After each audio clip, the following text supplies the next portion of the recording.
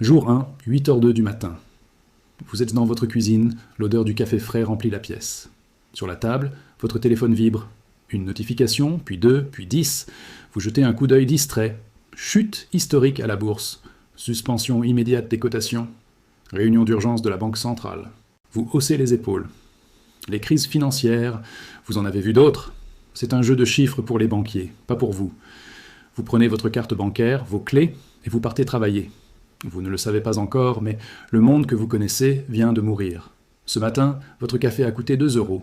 Dans 30 jours, pour obtenir ce même café, il vous faudra peut-être échanger votre alliance. Bienvenue dans la simulation réaliste d'une hyperinflation moderne. Ce n'est pas une fiction. C'est l'histoire mathématique de ce qui arrive quand la confiance en une monnaie s'évapore. Tout commence par un murmure numérique. À 9h30, vous essayez de payer votre essence. Le terminal affiche « Refusé ». Vous réessayez. Refusé. L'employé de la station-service vous regarde avec un air désolé. « Désolé monsieur, le réseau est saturé. On prend que du liquide ce matin. » Vous fouillez vos poches. Vous avez 20 €. Ça suffit pour un demi-plein. Vous repartez, légèrement agacé. C'est juste un bug informatique, pensez-vous. Mais en arrivant au bureau, l'ambiance est étrange. Personne ne travaille. Tout le monde est rivé aux écrans d'information. La Banque centrale a annoncé une injonction de liquidité massive pour stabiliser les marchés. En langage clair, ils impriment de l'argent, beaucoup d'argent. À midi, vous descendez pour retirer du liquide, juste au cas où. C'est là que vous voyez la première fissure dans la normalité. La file d'attente devant le distributeur fait 50 mètres. Les gens ne parlent pas. Ils pianotent frénétiquement sur leur téléphone, transférant de l'argent d'un compte à l'autre, essayant de sauver ce qui peut l'être. Quand arrive votre tour, l'écran affiche un message qui vous glace le sang.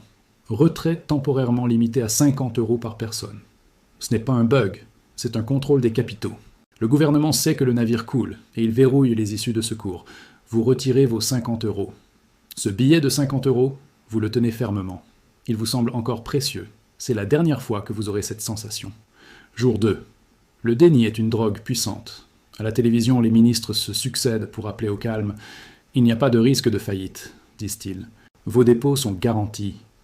Mais dans la rue, la réalité est différente. Vous allez au supermarché. C'est subtil, mais quelque chose a changé. Les étiquettes électroniques dans les rayons clignotent. Le prix des pâtes change sous vos yeux. 1,50 €, 1,80 €, 2, 10 €.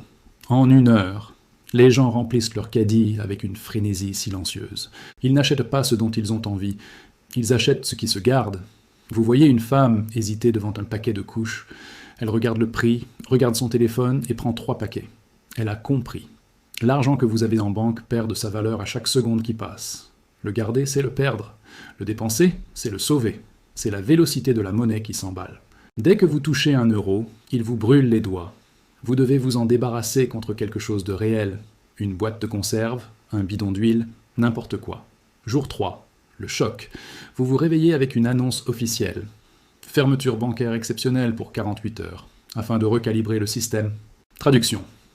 Le système est mort. Vos cartes de crédit sont désormais des morceaux de plastique inutiles.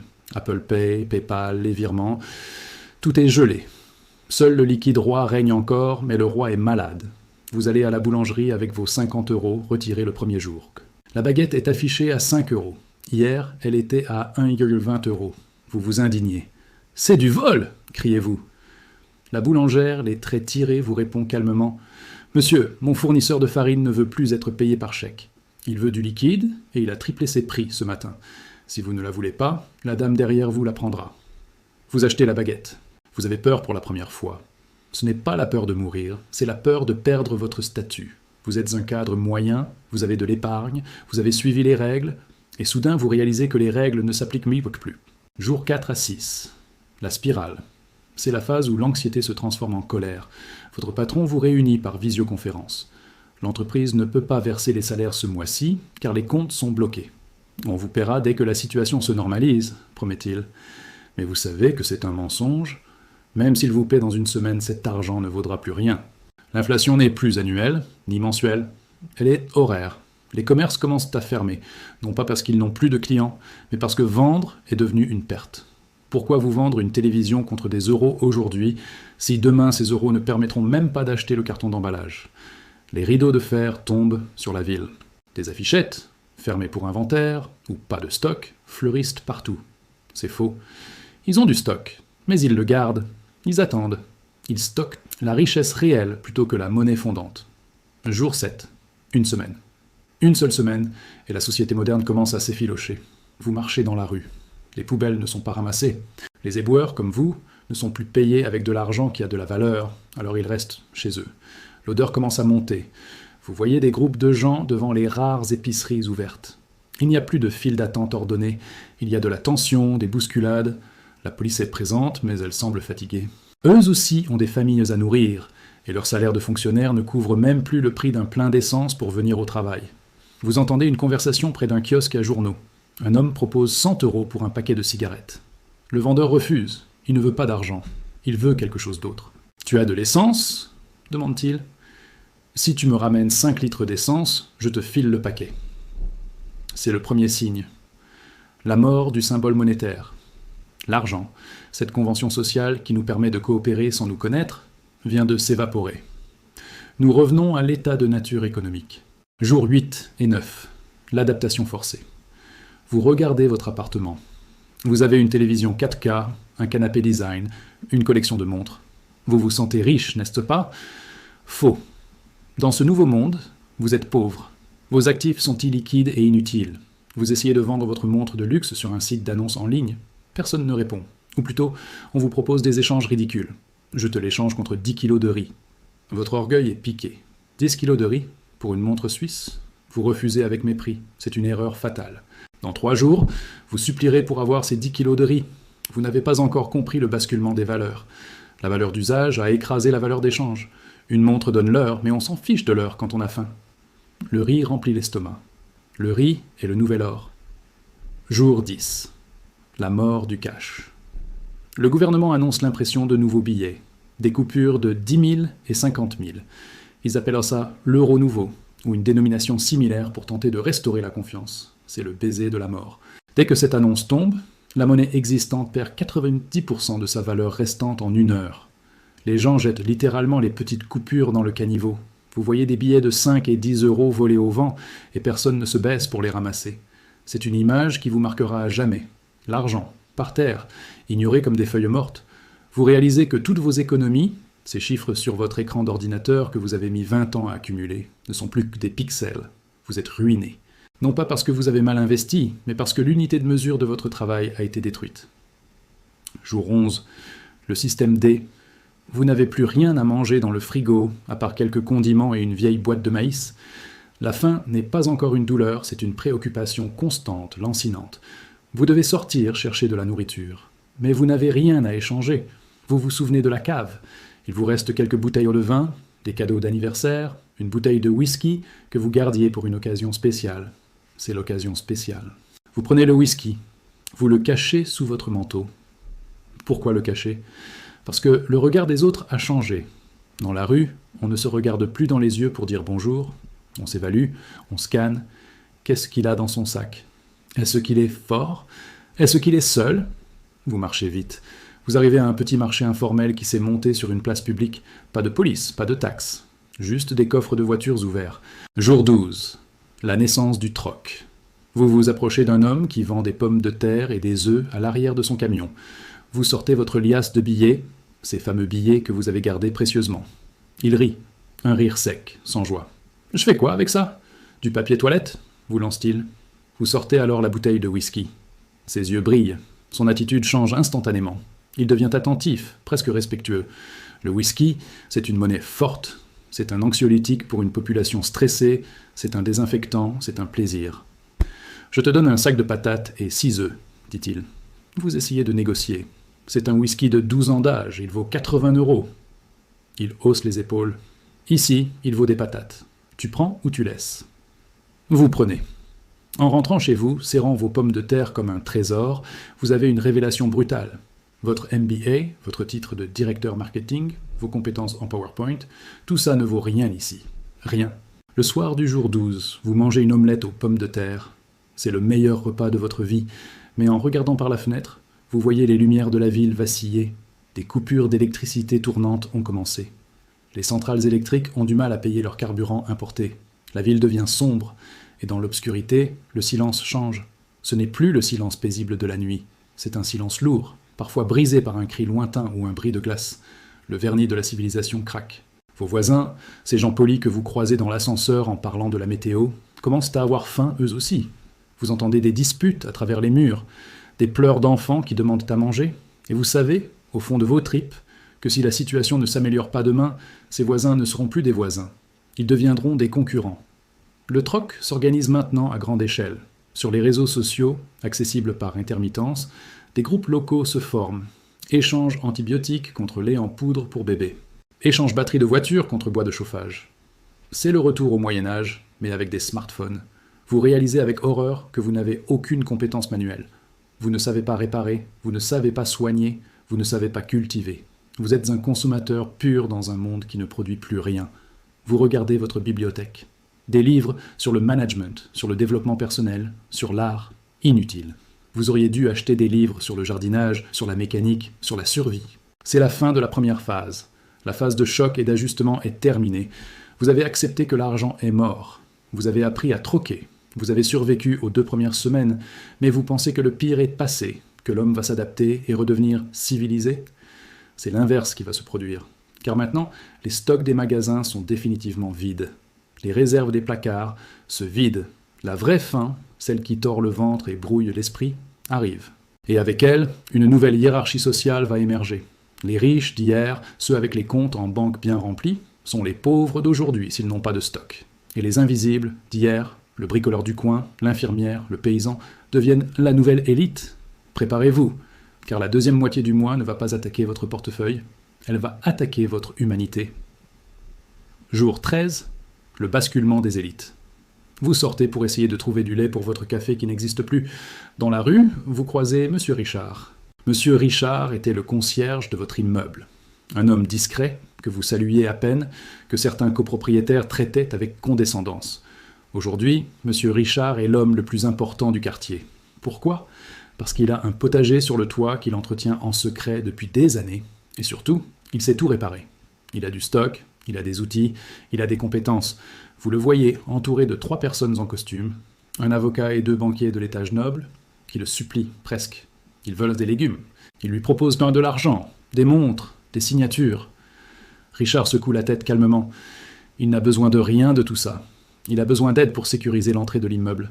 « Si vous voulez manger, vous prenez des tours de garde ce soir, dit-il. Les banquiers acceptent.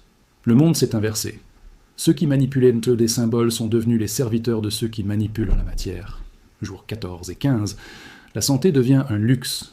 Vous avez mal à la tête, un stress constant qui vous broie les tempes. Vous allez à la pharmacie, fermée, pillée en fait. La vitre est brisée. À l'intérieur, les rayons sont vides. Les médicaments sont devenus la marchandise la plus précieuse, bien plus que l'or. Si vous êtes diabétique, ou si vous avez besoin de médicaments pour le cœur, vous êtes en danger de mort. Sur le marché noir, une boîte d'insuline s'échange contre une voiture. Une voiture ? Pensez-y, une machine de 2 tonnes d'acier et de technologie complexe vaut maintenant autant qu'une petite boîte de liquide vital. C'est l'ajustement brutal de la valeur marginale. Vous n'avez pas besoin de voiture s'il n'y a pas d'essence et nulle part où aller, mais vous avez besoin de vivre. Les nouvelles fortunes se construisent ici. Ceux qui avaient des stocks de médicaments, d'alcool fort, de cigarettes, de café, de piles, ce sont eux les nouveaux rois. Ils ne portent pas de costume, ils portent des vêtements pratiques, des sacs à dos robustes. Ils marchent avec assurance. Jours 16 à 19. L'effondrement des services publics. L'eau coule encore au robinet, mais elle est marron par intermittence. Les stations d'épuration manquent de produits chimiques importés pour traiter l'eau. Le ramassage des ordures a totalement cessé. La ville devient une décharge à ciel ouvert. Les rats apparaissent en plein jour. Sans service public, la cohésion sociale qui nous lie disparaît. Il n'y a plus de bien commun. Il y a mon appartement et le dehors hostile. Vous commencez à dormir mal, non pas à cause du bruit, mais à cause du silence. Vous guettez. Chaque bruit dans l'escalier vous fait sursauter. Vous avez barricadé votre porte avec une chaise et une commode. Ce n'est pas de la paranoïa, c'est de l'adaptation. Hier, vous avez vu une bagarre pour un sac de farine dégénéré. Personne n'a appelé la police. Personne n'est intervenu. Les gens ont regardé, puis se sont détournés. L'apathie morale s'installe. Quand la survie est en jeu, l'empathie devient un luxe qu'on ne peut plus se permettre. Jour 20, la fracture sociale. C'est le jour où vous comprenez que le crime a changé de nature. Avant, on volait pour le profit, voler un téléphone pour le revendre. Maintenant, le concept de revente est flou. On vole pour consommer, on vole pour utiliser. Votre voisin du dessous, un jeune cadre dynamique toujours poli, frappe à votre porte. Il est pâle, il a perdu du poids. Il vous demande si vous avez du sucre. Juste un peu de sucre. Vous hésitez. Vous en avez. Il vous en reste 1 kilo. Mais si vous lui en donnez, il saura que vous en avez. Il en parlera peut-être. Et demain, ce ne sera pas lui, ce sera 3 autres voisins. La règle numéro 1 de l'hyperinflation sociale s'impose à vous. Ne jamais montrer que vous avez quelque chose. Vous mentez. Désolé, je n'ai rien. Il vous regarde, et vous voyez dans ses yeux qu'il ne vous croit pas. Il voit que vous n'avez pas autant maigri que lui. Il voit que vous avez encore l'air en forme. En fermant la porte, vous entendez son pas lourd. Vous ne venez pas de refuser du sucre à un voisin, vous venez de vous créer un ennemi. Jour 21 à 24. La trahison des bonnêtes gens. C'est l'étape la plus douloureuse. Le crime n'est plus le fait des criminels habituels. Les gangs contrôlent certains quartiers, c'est vrai, mais le danger le plus insidieux vient des gens ordinaires. Le facteur, la maîtresse d'école, le retraité. La faim change la chimie du cerveau. Elle efface les inhibitions morales. Vous recevez un colis, miraculeusement livré par un service privé qui fonctionne encore pour les très riches. Il est déposé devant votre porte. 5 minutes plus tard, il n'est plus là. Volé. Qui l'a pris? Ce n'est pas un gang, c'est Madame Bertrand du 3e. Vous la croisez plus tard, elle a des miettes sur son pull, elle ne baisse pas les yeux, elle vous défie du regard, elle a volé votre colis alimentaire pour nourrir ses chats ou elle-même, et le pire, elle ne se sent pas coupable, elle se sent justifiée. Il en a plus que moi, pense-t-elle. La jalousie sociale devient le moteur de la violence. La richesse, même minime, comme avoir à manger, devient une provocation. Jour 25, la liquidation totale. Vous n'avez plus rien à troquer de superficiel. Le whisky est parti, vos vêtements de marque sont partis. Il vous faut manger. Il vous faut des médicaments pour une infection dentaire qui commence à vous lancer terriblement. Vous regardez votre main gauche, votre alliance, de l'or 18 carats, le symbole de votre amour, de votre engagement. Mais votre dent vous lance. La douleur est insupportable. Vous allez au marché noir, qui s'est maintenant installé de manière quasi permanente dans un parc public. Vous trouvez le vendeur de médicaments, un type louche qui vend des antibiotiques volés dans les hôpitaux. Vous lui montrez l'alliance. Il la soupèse, il la regarde à la loupe. C'est de l'or, d'accord. Je te donne une boîte d'amoxicilline et 2 boîtes de margotte de conserve de raviolis. Vous êtes outré. Cette bague a coûté 1 500 €, hurlez-vous. Il vous regarde froidement. L'or, ça se mange pas, mon pote. Les raviolis, si, c'est mon offre. Prends ou crève avec ta dent pourrie. Vous pleurez de rage, mais vous le faites. Vous échangez votre symbole d'amour éternel contre 3 jours de survie. C'est le prix réel des choses qui apparaît enfin. Le prix de la vie. Jour 26 à 29. La nouvelle normalité. Vous ne regardez plus les nouvelles. Vous ne regardez plus votre compte en banque. Ça n'a plus aucun sens. Vous avez intégré la nouvelle réalité. Vous passez vos journées à chercher de la nourriture, à sécuriser votre logement, à négocier. Votre horizon temporel s'est réduit. Avant, vous planifiez vos vacances d'été 6 mois à l'avance. Maintenant, vous planifiez votre dîner de ce soir. C'est tout. Votre retraite? Ces 200 000 € que vous aviez placés sans risque sur des fonds en euros, ils valent maintenant le prix d'un paquet de cigarettes. 30 ans de travail effacés en 4 semaines. C'est difficile à accepter psychologiquement. Beaucoup craquent. Les suicides augmentent. Non pas à cause de la faim, mais à cause de la perte de sens. L'effondrement du statut social est plus mortel pour l'ego que la famine ne l'est pour le corps. Jour 30, le bilan. 1 mois. Cela fait seulement 30 jours que votre réveil a sonné et que vous avez vu les nouvelles du krach boursier. Vous regardez dans le miroir. Vous avez perdu 8 kilos. Votre barbe est longue, vos vêtements sont sales. Mais vous êtes vivant. Vous sortez sur votre balcon. La ville est calme. Pas un calme paisible, un calme épuisé. Il y a moins de voitures, moins de lumière. L'économie est revenue à sa base. La terre, le sang, le muscle. Quelle est la leçon de ces 30 jours en enfer? Ce n'est pas que l'argent est mauvais. L'argent est utile. Mais l'argent fiduciaire, ces billets, ces chiffres sur un écran, est une promesse. Et quand la promesse est rompue, il ne reste rien. Ceux qui s'en sont sortis, ce ne sont pas ceux qui avaient le plus d'euros, ce sont ceux qui avaient diversifié. Diversifié dans le hard asset. L'or, l'argent métal, des terres, ces choses n'ont pas perdu de valeur. Elles en ont gagné. Une pièce d'or qui valait 1 500 € au jour 1 vaut peut-être 50 millions d'euros au jour 30, ou plutôt, elle vaut toujours 6 mois de nourriture, peu importe la devise. Diversifié dans les compétences, savoir réparer, soigner, cuisiner, cultiver. Diversifié dans le réseau, avoir des amis fiables, pas juste des connaissances de bureau.